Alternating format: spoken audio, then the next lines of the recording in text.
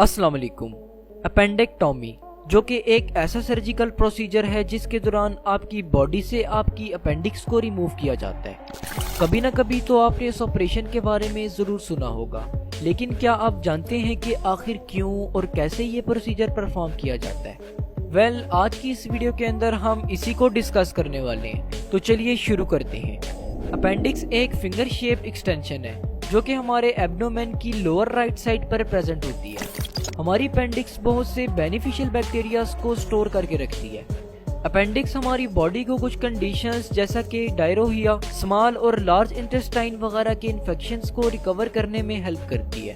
Appendix पर हम पहले सेपरेट वीडियो में बात कर चुके हैं, जिसका लिंक आपको ऊपर कार्ड्स और डिस्क्रिप्शन में मिल जाएगा।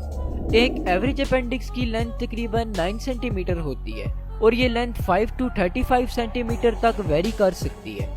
अपेंडिक्स का डायमीटर तकरीबन 6 मिलीमीटर होता है और अगर अपेंडिक्स का डायमीटर 6 मिलीमीटर से ज्यादा हो तो इसे थिकेंड या इन्फ्लेम्ड अपेंडिक्स कहा जाता है।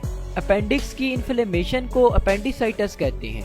अपेंडिसाइटिस के बहुत से कॉजेस हो सकते हैं, जैसे कि हमारी अपेंडिक्स में किसी फॉरेन बॉडी या फिर फीसिस की वजह से हो जाने वाली ब्लॉकेज, या फिर एब्डोमेन में चोट की वजह से पर्सन अपेंडिसाइटिस का शिकार हो सकता है।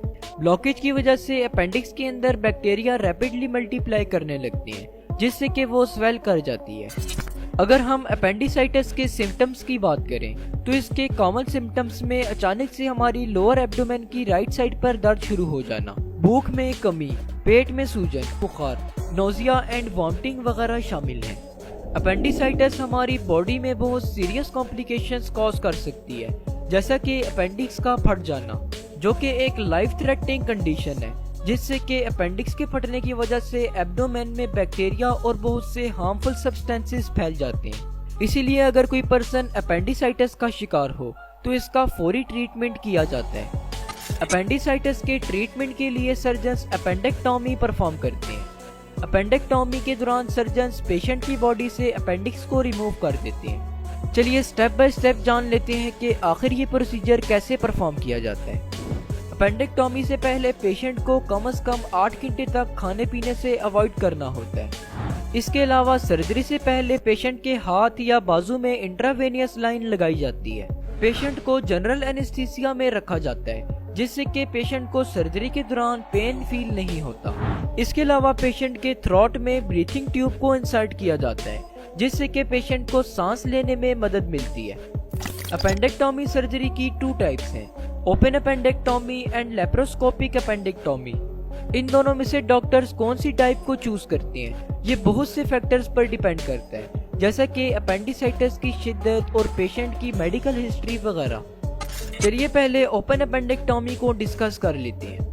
ओपन अपेंडेक्टॉमी के दौरान सर्जन्स एब्डोमेन की लोअर राइट साइड पर एक इंसिजन लगाते हैं और फिर एब्डोमिनल मसल्स को सेपरेट करके एब्डोमिनल एरिया को ओपन किया जाता है।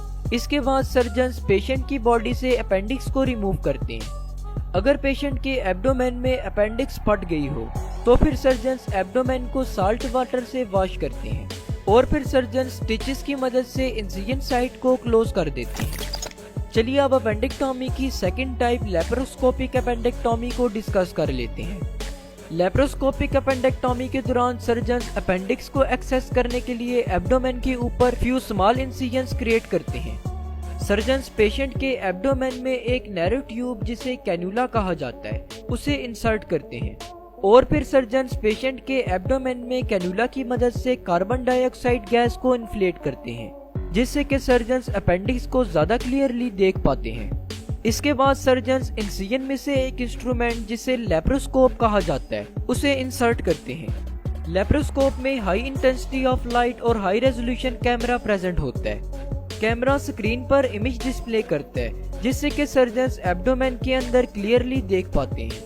अपेंडिक्स को फाउंड कर लेने के बाद सर्जन्स सर्जिकल इंस्ट्रूमेंट्स की मदद से पेशेंट की बॉडी से अपेंडिक्स को रिमूव करते हैं। अगर अपेंडिक्स रप्चर हो चुकी हो तो फिर सर्जन्स पेशेंट के एब्डोमेन को क्लीन करते हैं ताकि इन्फेक्शन स्प्रेड ना कर जाए। इसके बाद सर्जन्स पेशेंट के एब्डोमेन में से एयर को रिलीज करते हैं और फिर सर्जन स्टिचेस और स्टेपल्स की मदद से इंसिजन्स को क्लोज करते हैं। अगर हम अपेंडिक्टोमी प्रोसीजर के रिस्क फैक्टर्स को डिस्कस करें तो अपेंडिक्टोमी के रिस्क में bleeding, infection, near by organs को इंजरी वगैरह शामिल है। तो होप सो आज की इस वीडियो से आपको कुछ ना कुछ जरूर नया जानने को मिला होगा। जाते जाते हमारे सेकंड यूट्यूब चैनल साद खान टीवी को जरूर सब्सक्राइब कीजिएगा। शुक्रिया, अल्लाह हाफिज।